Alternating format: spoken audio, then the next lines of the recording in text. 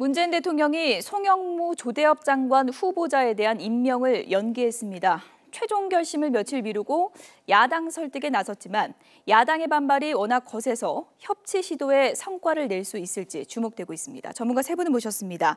김병민 경희대학교 개건 교수, 이종훈 정치평론가, 그리고 차재원 부산 가톨릭대 교수 나오셨습니다. 어서 오세요. 안녕하세요. 네, 송영무 조대업 후보자 논란 속에 잊혀진 후보자도 있습니다. 주저보시죠.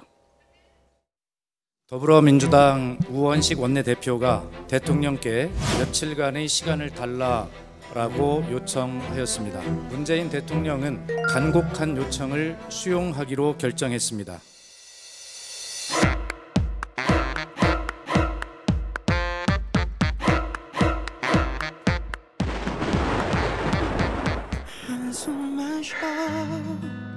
한숨만 쉬어 바람이 부는 신촌거리에서 나를 잊지 말아요. 나 떠난 지금도 나를 잊지 말아요. 다시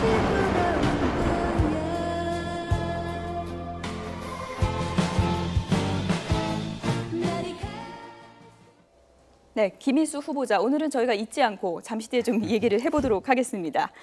먼저 조대업 송영무 후보자요. 지금 임명을 연기하지 않았습니까? 네. 청와대 속내는 어떻게 읽어볼 수 있을까요? 대략 세 가지 정도로 좀 분석할 수 있을 것 같은데요. 첫 번째는 지금 추미애 민주당 당대표의 국민의당에 대한 공격 때문에 전국이 상당히 가파르게 지금 대처하고 있지 않습니까? 이런 상황에서 이 지금 야당이 동의하지 않은 2명의 장관 후보자에 대한 임명을 강행했을 경우에는 완전히 전국에 기름을 붓는 꼴이 안 되겠습니까? 파행 전국에. 그렇기 때문에 아무래도 조금 강행하기가 조금 힘들지 않았을까 하는 거고요. 두 번째는 일단 또 그렇다고 해서 지금 청와대가 이걸 2명의 장관 후보자에 대한 임명을 철회할 가능성은 그렇게 높아 보이지는 않습니다. 그렇기 때문에 만약 임명을 강행할 때 하더라도 조금 시간을 벌면서 이 임명 강행에 대한 명분을 좀 쌓자는 뜻도 있는 것 같고요. 그러니까 다시 생각해보겠다는 아니고 결정은 이미 끝난 건가요? 그렇죠. 저는 그렇게 봅니다만 또 지금 여당에서 일단 좀 말미를 달라고 이야기를 했기 때문에 야당과 협상 여지가 좀 남아있다고 보는 거죠. 그래서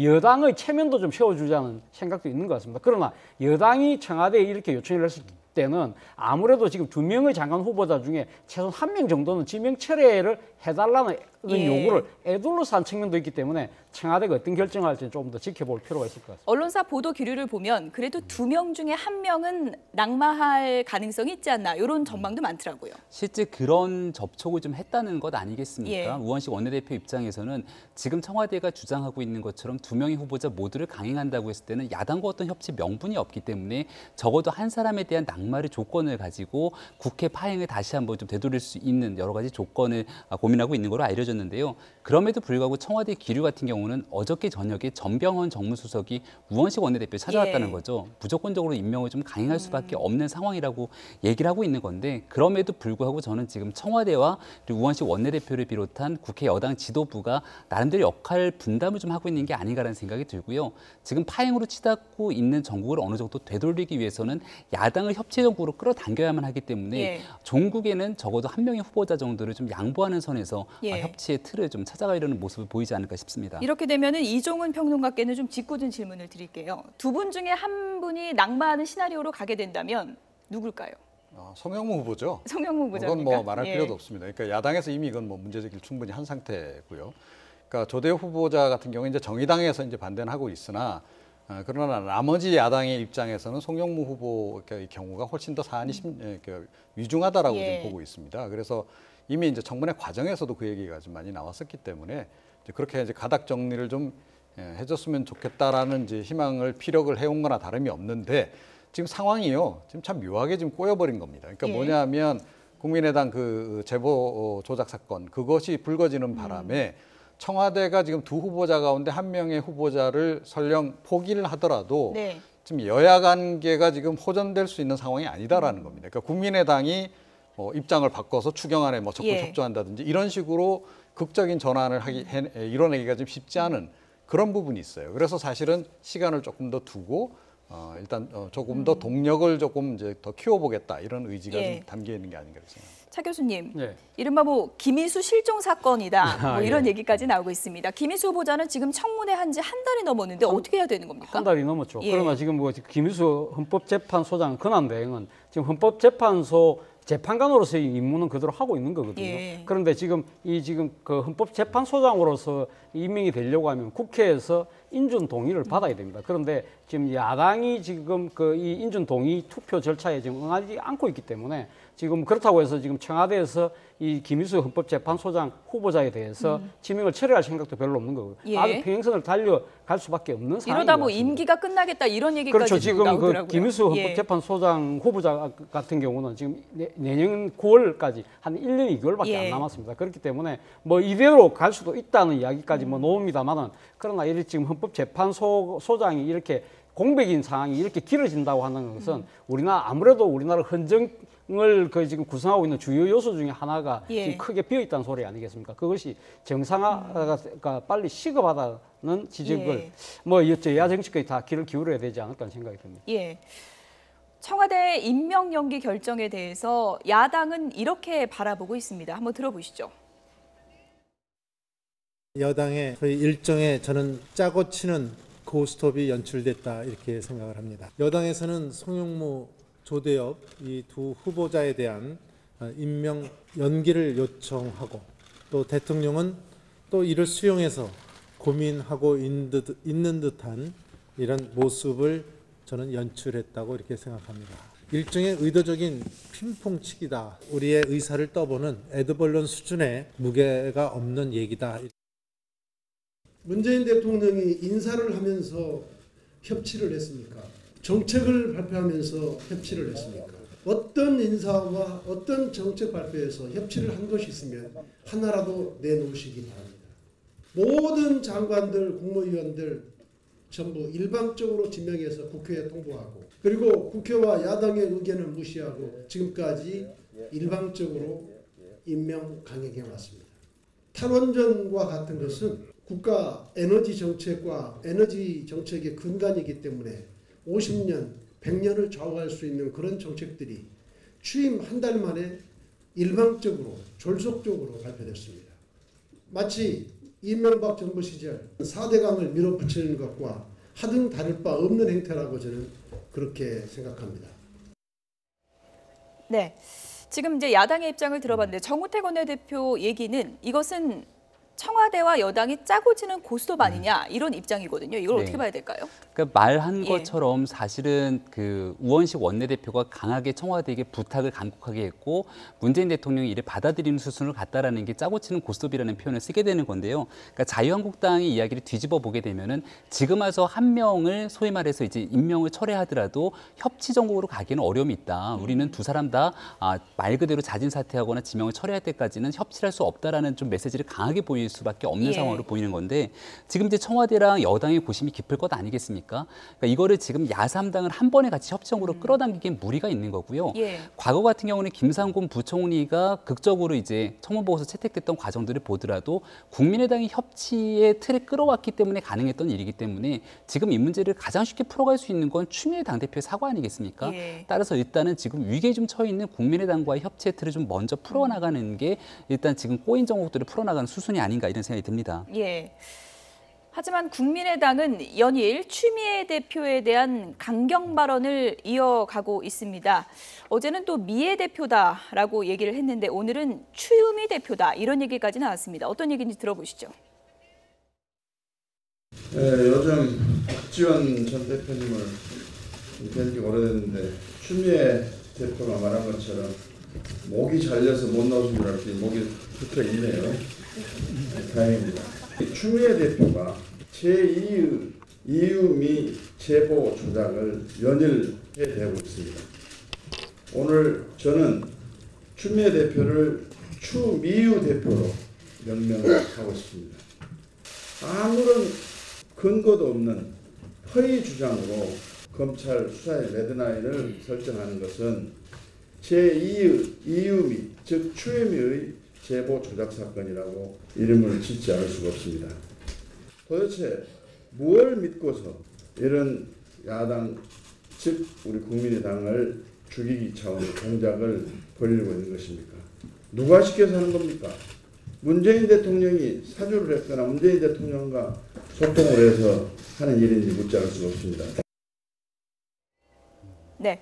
추자도 듣기 싫다면서 미애 대표라고 하더니 오늘은 추유미 대표라고도 불렀습니다. 글쎄요, 굉장히 의외의 비유예요. 예. 사실은 그러니까 이거 보면서 전 딱 떠오른 생각이, 네. 그러니까 이렇게 되면 추미애 대표가 이 박주선 원내대표에게, 그러니까 아니 그러면 제가 그러니까 이유미 아바타란 말입니까라고 예. 반문을 해야 되는 상황이 아니냐. 그러니까 제가 보기에는 굉장히 부적절한 비유를 한 거예요. 그러니까 결과적으로 이유미 씨가 뭐 제보 조작을 했다라는 걸 인정한 꼴이나 다름이 없잖아요. 물론 예. 이제 자체 조사 결과 뭐 단독 범행이라고 결론을 내린 것은 맞으나 예. 그럼에도 불구하고 왜 저런 표현을 썼는지 모르겠습니다. 근데 어찌 됐건 추미애 대표에 대해서 이제 계속 공격을 하는 거죠. 그러니까 이제 그러면서 좀 이상한 좀 기류가 하나 읽히는 것은 추미애 대표하고 그 청와대하고의 약간의 좀 이렇게 분리 전략을 좀 펴는 것 같아요. 그래서 마치 이제 추미애 대표가 청와대로부터 따돌림을 당해서 혼자서 저렇게 화가 나서 이제 저러는 것인 양, 그렇게 지금 몰고 가는 이제 그런 측면이 좀 있는 것 같거든요. 그런데 그것도 사실은 저는 의도가 조금 뭔지 조금 약간 의구심이 가요. 그러니까 그런 것이 과연 국민의당에게 지금 이 국면을 탈피하는데 무슨 도움이 될까? 좀 개인적으로는 조금 의구심을 많이 갖습니다. 차 교수님, 예. 박주선 비대위원장이 연일 지적을 하는 부분이 이 부분입니다. 누가 시켜서 하는 것이냐? 문재인 대통령이 사주를 했거나 뭐 소통을 해서 하는 일인지 묻지 않을 수가 없다. 이 부분을 상당히 좀 지적하고 있는데요. 이건 어떤 배경에서 나온 주장이라고 볼 수 있을까요? 앞서 우리 그 말씀하신 예. 것처럼 지금 그 추미애 당대표 이렇게 하는 부분이 청와대와의 그 좀 관계가 좀 이상한 상황에 처해 있기 때문에 자신의 예. 존재감을 드러내기 위해서 일종의 청와대를 향한 정치적 묵리를 벌이고 있는 것이 아니냐는 예. 것이 일각의 지금 진단이거든요. 바로 일각의 이런 진단을 지금 국민의당이 이용을 해서 청와대와 이 그 추미애 당대표 간의 좀 관계를 더 불편하게 만들려는 고도의 정치적인 노림수가 좀 깔려 있다고 봅니다. 예. 뭐 물론 지금 추미애 당대표가 사실은 지금 이 새 정부가 출범하고 난 뒤 인사 문제라든지 이 문제에 있어서 여러 가지 자신의 의견이 지금 그 개진하는데 조금 미흡했다. 예. 그 자신의 존재감 드러내는데 상당히 좀 소외돼 있다는 뭐 여러 가지 추측들이 나와 있기 때문에 그런 이야기들이 지금 홀더론에 따른 예. 이 그 추미애 당대표의 정치적 목리설이 좀 힘을 받는 측면이 있습니다만은 어쨌든 저는 그것이 뭐 그는 뭐 이 진실이라고 믿고 싶지는 않습니다. 왜냐하면 이 여당의 당대표는 말 그대로 국정 운영을 책임지고 있기 때문에 예. 자신의 정치적인 입지, 처지 때문에 이런 식으로 그 반응을 한다고 한다면 상당히 문제가 있는 거 아니겠습니까? 예. 그렇지 않다고 보는 거고요. 그렇다고 하더라도 지금 이 집권 여당의 당대표로서 지금 국민의당의 당 지도부를 향한 이 공세 자체가 조금 지나친 측면이 있다. 물론 국민의당이 이 제보 조작 사건 부분에 있어서 예. 진실한 그 대국민 사과를 안 하고 있다는 부분에 대해서 비판을 할 수 있습니다만 그 부분에 대한 판단은 국민들이 하는 거거든요. 예. 그러나 일단 여당의 당대표 입장에서 본다면 야당을 일단 포용해서 같이 끌고 예. 갈 수 있는 그런 협치의 모습을 보여야 될 필요가 있지 않을까 차 생각이 교수님 됩니다. 말씀과 좀 비슷한 맥락인데요. 문병호 전 국민의당 최고위원이 이런 분석을 내놨습니다. 네, 추미애 대표 강경 발언은 청와대를 향한 메시지다. 내가 국정을 꼬이게 할 수도 있다. 이런 힘은 나에게 있다는 것을 청와대를 향해 메시지를 날린 것이다. 그러니까 나의 존재를 좀 인정해달라는 메시지를 던진 게 아닌가 하는 생각이 든다. 다소 좀 창의적인 분석이긴 한데 그래도 확실한 건 추미애 대표 발언으로 전국이 얼어붙긴 하지 않았습니까? 네, 어떻게 추미애 보십니까? 당대표의 머리 자르기 예. 발언으로 완전히 추경이 잘 될 뻔했던 게 협치 정국이 꺼져버린 것도 사실이고요. 지금 얘기하고 있는 거는 추미애 당대표를 굉장히 곤혹스럽게 만드는 발언이라고 저는 해석이 됩니다.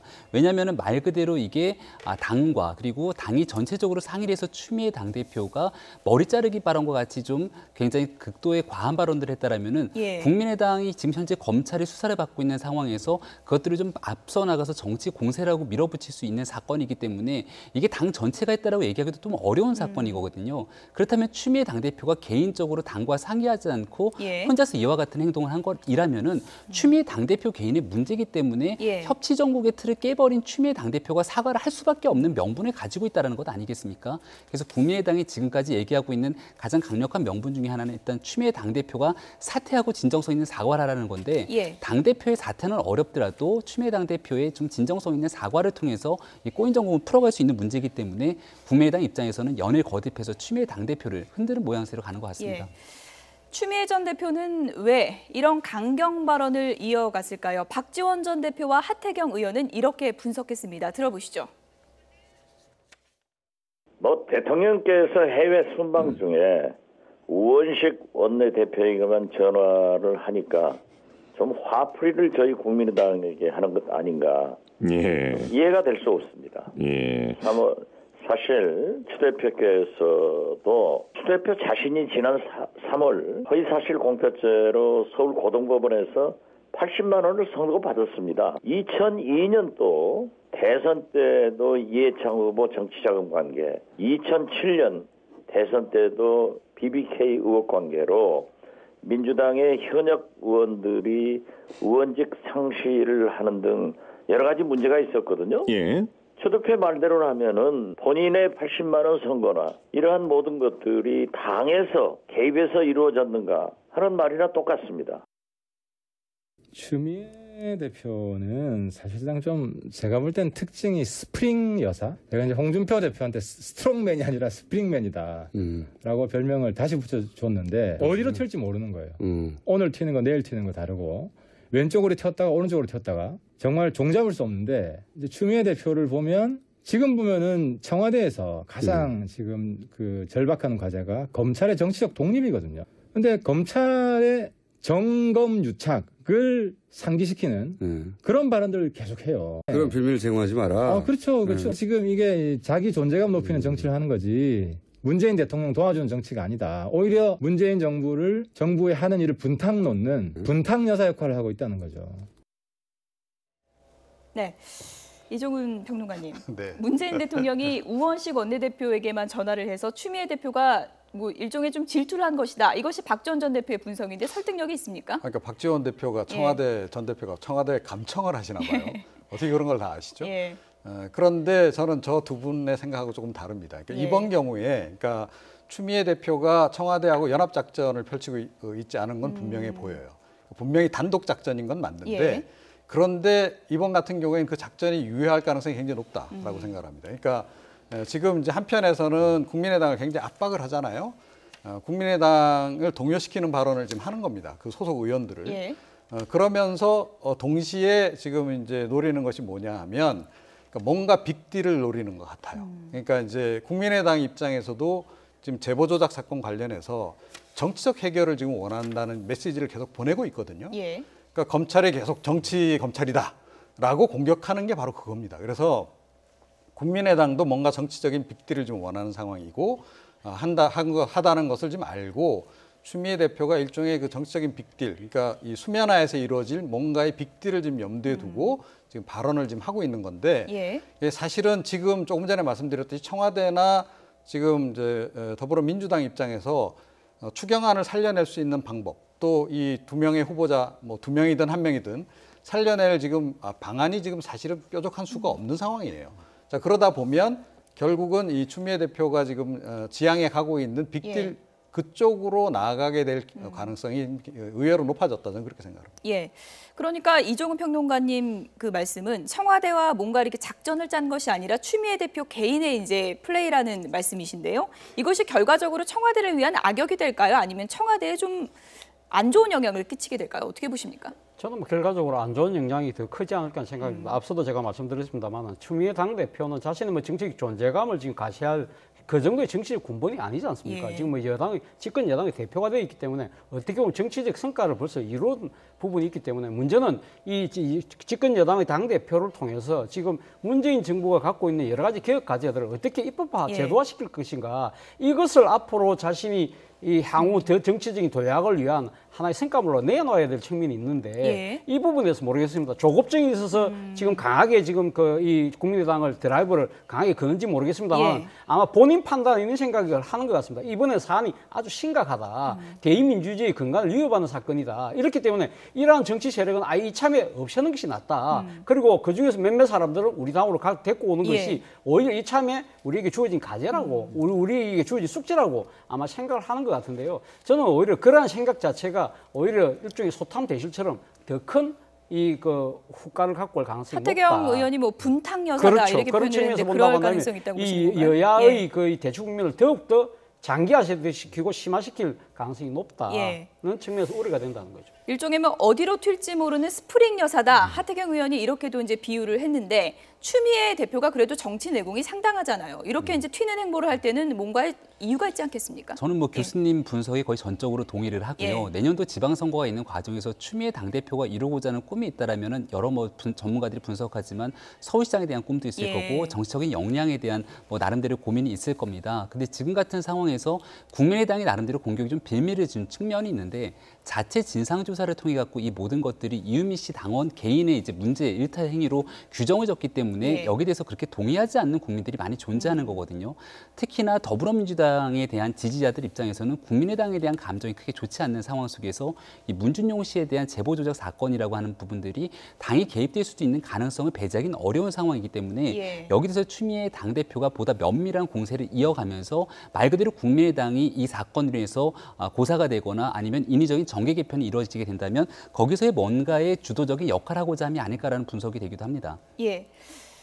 여의도에 이른바 설화주의보가 내려졌다. 이런 얘기까지 나오고 있는 상황인데요. 추미애 대표 발언으로 전국이 지금 상당히 경색됐다면 국민의당 이현주 의원의 발언도 파장이 만만치가 않습니다. 오늘 결국 고개를 숙였는데요. 함께 보시죠.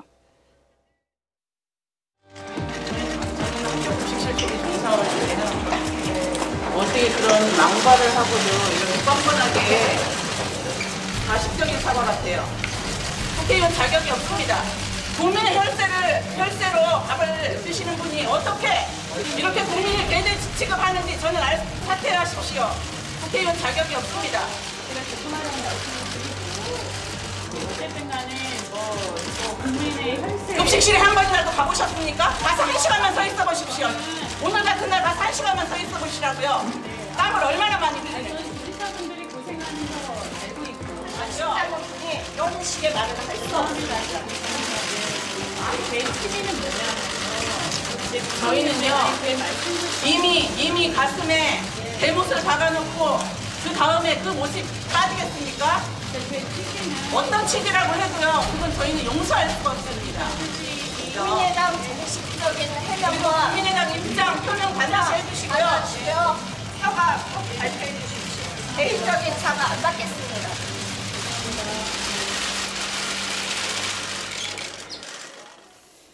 네, 급식 노동자분들이 오늘 상당히 좀 격분을 했고 이현주 의원이 사과를 하는 모습이 나왔는데 이렇게 해서 파장이 가라앉을 것 같지는 않습니다. 그렇죠. 예. 그러니까 뭐 이 이슈 자체가 굉장히 휘발성이 강하기 때문에 이제 계속 이제 논란이 될 수밖에 없는데 글쎄요. 근데 이현주 의원이 이 상황을 약간은 조금 그 정치적으로 활용을 하고 있는 측면도 없지 않아 있다라고 생각합니다. 어떻게 그러니까 활용을 하나요? 국민의당이 지금 안 그래도 지금 이 제보 조작 사건 때문에 온 국민의 지금 지탄을 많이 받고 있고 관심이 거기 집중이 돼 있는데요. 이현주 의원이 막말 파동이 어찌됐건 이 관심을 좀 분산시키는 효과가 분명히 있습니다. 정치적으로 그렇다는 거죠. 결과적으로. 이게 본인이 정말 의도를 가지고 정치적인 판단에 따라서 그렇게 했는지는 잘 모르겠어요. 그런데 결과적으로는 그렇게 됐는데 일단 이렇게 되고 보니 그러니까 본인이 뭐 이걸 적극적으로 빨리 나서서 수습하기보다는 오히려 약간 좀 방조를 하고 있는 그런 상황이 아닌가. 그러면서 이 상황을 조금 더 끌고 가려고 하는 의도도 좀 읽힌다. 개인적으로 그렇게 좀 판단을 내립니다. 예, 일단 뭐 논란이 됐던 발언을 다시 한번 좀 그래픽으로 보여주시죠. 이런 내용이었죠. 솔직히 조리사는 뭐 별게 아니다. 그냥 밥하는 동네 아줌마들이다. 왜 정규직이 돼야 하는 것이냐라고 얘기를 했고 또 이제 파업 강행한 학교 비정규직 노동자들에 대해서 상당히 좀 거친 언행을 기자와의 통화에서 이제 한 것으로 알려졌는데 이것을 사적 대화인데 왜 보도했느냐 이렇게 또 국민의당에서는 강력하게 항의를 하고 있는 입장인 것 같습니다. 국민의당 입장에서는 뭐 지금 보도의 과정 부분에 대해서 좀 의혹이 있다. 뭐 예. 그렇게 문제를 제기하는 것 같습니다만 저는 전혀 부적절한 그 하나의 정치적 행위가 아닌가 하는 생각입니다. 앞서 뭐 말씀하셨지만 사실은 국민의당이 제보 조작 파문 때문에 그 지금 상당히 국민적 비판의 대상이 되고 있는 부분에 약간 시선을 돌려놓는 측면에서는 어떻게 보면 국민의당이 좀 플러스가 되는 측면이 있는 것처럼 말씀을 하셨지만 저는 그렇게 보지 않습니다. 일종의 보면 엎친 데 덮친 격, 그 설상가상의 그런 상황이 아닐까 하는 생각입니다. 제보 조작 파문은 어떻게 보면 도덕성 위기라고 한다면 이번에 지금 이현주 의원의 막말 파문은 일종의 정체성의 위기를 스스로 자초한 것이 아닌가 하는 생각입니다. 사실 이 국민의당을 만드는데 가장 앞장섰던 안철수 전 후보가 자신의 새 정치를 이야기하면서 내세웠던 구호 중에 가장 큰 구호가 바로 격차 해소라는 부분이거든요. 이 격차 해소라는 부분을 봤을 때는 사실 이 국민의당도 이 비정규직들의 정규직화 문제에 대해서 절대 손 놓고 있을 수가 없는 것이죠. 그렇다고 해서 지금 그 밥하는 조리사들이 비정규직 계신 분들을 정규직하는 부분에 있어서 일종의 차별적인 시선으로 본다는 것 자체는 말 그대로 노동자 천시고요. 그리고 또 하나는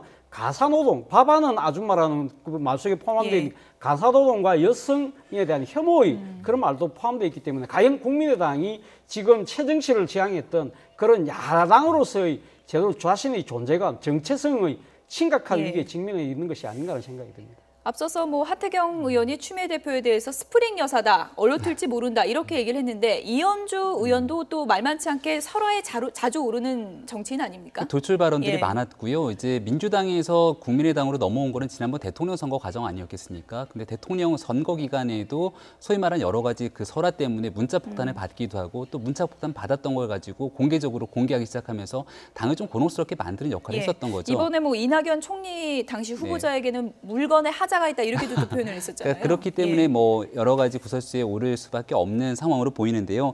이번에 있었던 발언 같은 경우는 이제 이현주 의원이 사과를 할 때 좀 보다 명쾌하고 빠르고 그 사과의 진정성을 갖고 해야 되는데 일단은 본인이 했던 사과에는 사적인 대화라는 표현에 대한 유감을 쓰게 되죠. 그러니까 말 그대로 이게 보도가 돼서는 안 되는 내용이 보도가 나갔기 때문에 문제인 거지 본인의 발언에 대해서 크게 문제 삼을 일이 아니다라고 하는 좀 인식이 전제가 돼 있다라는 생각이 들고요. 이 내용도 좀 논란이 됐습니다. 밥하는 아줌마들이라고 말한 제 마음속에 또 다른 의미는 이게 어머니와 같은 뜻이다라고 해명을 했는데 이 부분이 좀 이해가 안 간다 이런 분들도 많은 것 같습니다. 그렇죠. 그러니까 단순하게 단어의 뜻만 보더라도 잘 해석이 안 가고요. 이현주 의원 같은 경우는 전적으로 이 소위 말하는 그 학교에서 급식 근로자 하시는 분들에 대한 마음을 잘 이해하기는 어려운 측면들이 있는 것 같아요. 그러니까 본인이 살아왔던 길 자체도 과거 2012년도 총선에서 인재영입 케이스 들어오게 되는데 그 당시에 30대 여성 변호사, 30대 대기업 임원이라는 타이틀을 갖고 들어옵니다. 그러니까 말 그대로 평범하게 살아가고 있는 일반 서민 근로자들에 대한 아픔이라 이런 것들을 좀 이해하기는 어려움이 있는 것 같은데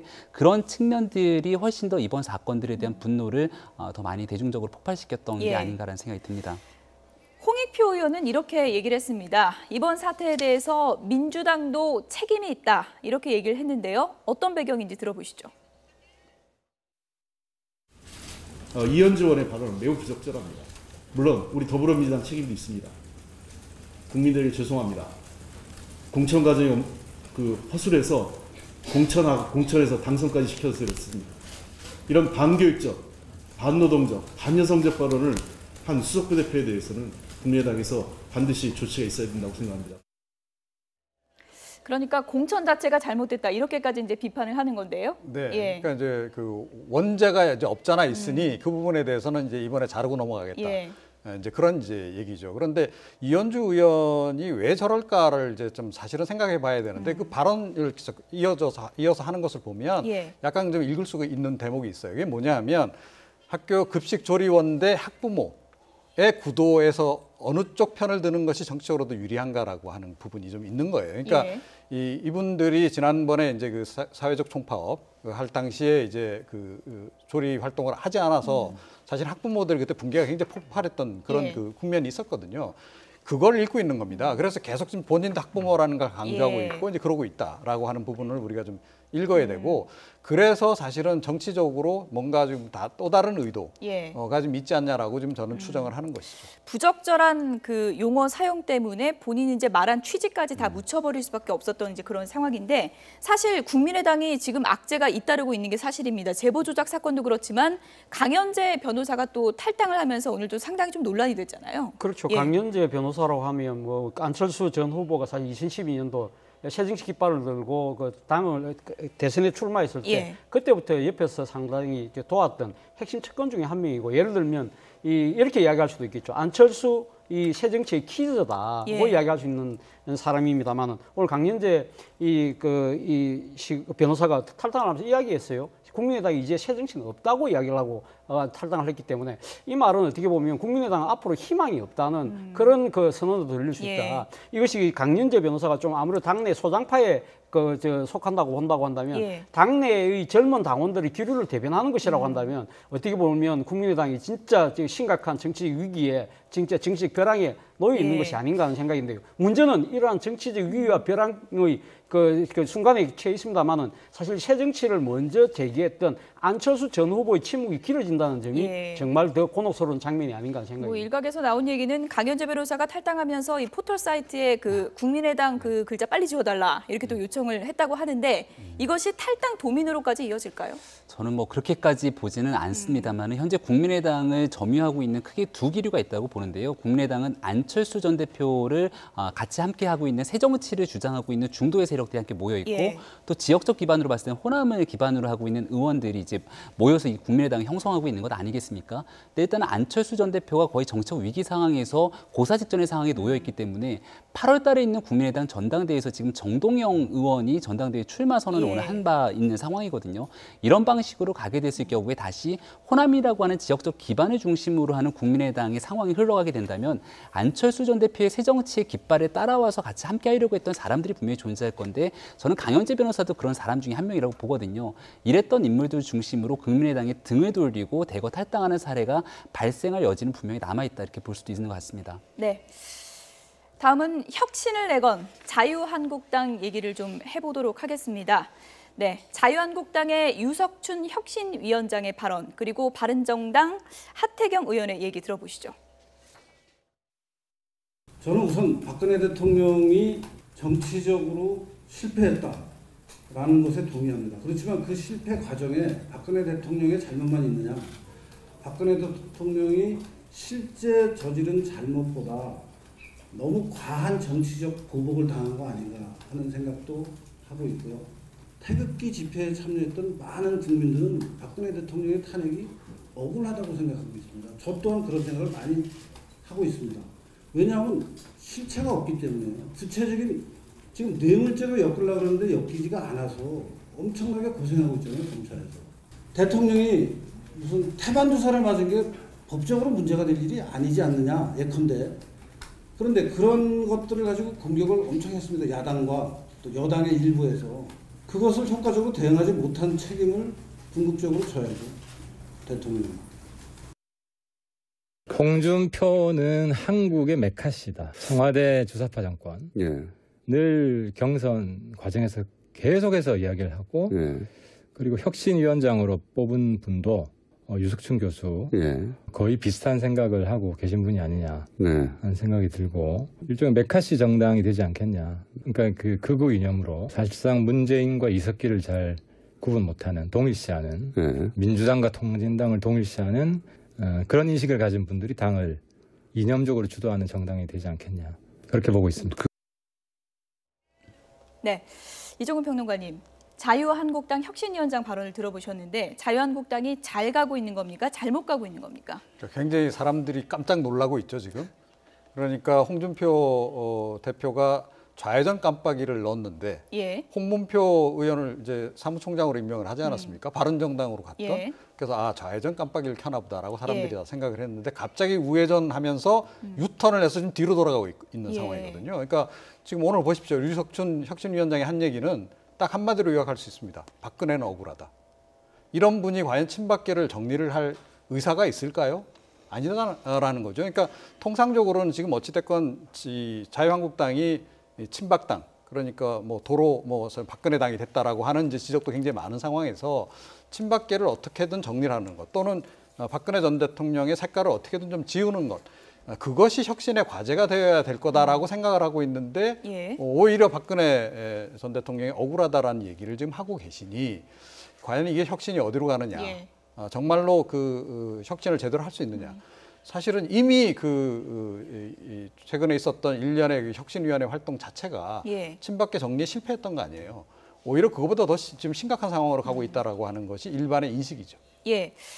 또 여러 가지 시각이 있겠지만 보수 그 지지층 사이에서는 당의 정체성을 분명히 할 필요도 있다라는 또 시각도 분명히 있는 것 같거든요. 그 부분은 어떻게 보십니까? 그러니까 내년도 예. 지방선거를 앞두고 있는 상황에서 바른정당과의 보수적 통 경쟁이 가장 현실적인 안으로 다가올 거고요. 지금 자유한국당 입장에서는 국민의당이 정치적 위기에 봉착했기 때문에 내년도 지방선거에서 존재감은 거의 미미할 거라고 전제를 까는 것 같습니다. 그렇다면 현재 바른정당과의 경쟁에서 이겨낼 수 있는 거는 107석이 되고 있는 거대 의석을 좀 갖고 있는 상황이기 때문에 더불어민주당과 1대1 구도를 형성한다라는 것 같고요. 두 번째는 외연 확장보다는 지난번 대통령 선거에서 홍준표 후보를 찍었던 인물들이 분명히 존재하는 거니까 예. 그 표에 특히나 박근혜 전 대통령의 탄핵을 반대했던 여론조사를 보게 됐을 경우에 많게 나올 때는 큰 20%까지 나왔던 사람들을 중심으로 단단하게 고정 지지층부터 결집시키겠다는 의지를 보여주는 것 같은데 그렇게 가게 됐을 경우에는 뭐 60대 이상 그리고 TK를 중심으로 한 지역적으로 일부 세를 확장할 수는 있겠으나 대선에서도 분명히 보여줬듯이 30대, 40대의 젊은 층 그리고 수도권 중심의 보수적인 유권자들을 포기할 수밖에 없는 딜레마에 빠지기 때문에 예. 일부는 효과가 있을지 모르겠으나 장기적인 측면에서는 결국은 자유한국당이 살아나는 길은 아닌 것 같다는 생각도 예. 듭니다. 바른정당에서 계속 자유한국당에게 색깔론 하지 말라고 하면서 홍준표 메카시 이 단어는 이제 계속 쓰고 있는 상황이고요. 그리고 이해훈 대표가 한국당은 난파선이고 바른정당은 구명보트다 이렇게 비유를 했는데 좀 설득력이 있다고 보십니까? 오늘 뭐 최소한 유석춘 혁신위원장의 뭐 발언만 본다고 한다면 예. 사실 이해훈 바른정당 대표의 공격은 상당히 유효할 것 같습니다. 예. 지금 많은 사람들이 앞서 두 분도 말씀하셨지만 지금 상당히 유석춘 혁신위원장의 혁신의 방향 자체가 좀 시대착오적이다. 예. 또 구시대적이라는 생각을 지울 수가 없는 거 아닙니까? 그렇다고 한다면 지금 아무래도 자유한국당이 집토끼를 잡는데 좀 더 중점을 둔다고 한다면 바른정당 입장에서는 지금 중도나 또 외연 확장을 하는 데 있어서도 상당한 경쟁력을 상대적으로 가지지 않을까 하는 예. 생각입니다. 당 내에서도 또 비판이 나왔습니다. 장제원 의원이 SNS에 이런 글을 올렸습니다. 함께 보시죠. 네, 유석준 혁신위원장에 대해서 이렇게 비판했습니다. 당이 혁신이라는 이름으로 극우화되고 있다. 이렇게 되기 때문에 심각한 우려를 하게 된다라는 글을 올렸는데 그 밑에 홍준표 대표가 친히 또 댓글을 달았습니다. 극우라는 개념을 한번 찾아보고 비판하세요. 이렇게 이제 댓글을 달았는데 이종훈 평론가님, 극우라는 개념은 어떻게 이해를 해야 됩니까? 글쎄요. 예. 그러니까 우파 중에서도 아주 극단적인 우파를 예. 이제 극우라고 표현하는 거 아니겠습니까? 그런데 류석춘 위원장 같은 경우에는 통상적으로 극우파라고 이야기를 합니다. 그러니까 태극기 집회를 하는 분들을 의병 활동한다라고 표현할 정도의 분이에요. 그렇다라고 한다면 뭐 우익인 것은 확실한데 그 중에서도 특히 사실은 태극기 집회에 나올 정도의 열성을 가지신 분들은 우파 중에서도 아주 골수 우파라고 예. 우리가 통상적으로 보기 때문에 무리한 이제 개념 정의는 저는 아니다라고 저는 생각을 하고요. 오히려 홍준표 대표의 인식에 좀 문제가 있는 게 아닌가 이런 생각이 들고 예. 장제원 의원이 굉장히 고민이 되나 봐요. 또 탈당해야 되나? 이런 고민을 좀 하시는 것 같습니다. 예, 탈당 행렬이 좀 있을 거라 보십니까? 글쎄요. 그러니까 만약에 이런 식으로 뭐 유턴해서 거꾸로 가는 상황이 계속 이어진다면 예. 동요하는 의원들도 당연히 비박계 중에서는 나올 수밖에 없겠죠. 예, 혁신위원장 카드를 홍준표 대표가 어떤 의중으로 꺼내든 것인지는 앞으로 좀 더 지켜보도록 하겠습니다. 김병민 경희대학교 개건교수, 이종훈 정치평론가 그리고 차재원 부산가톨릭대 교수 세 분이었습니다. 고맙습니다.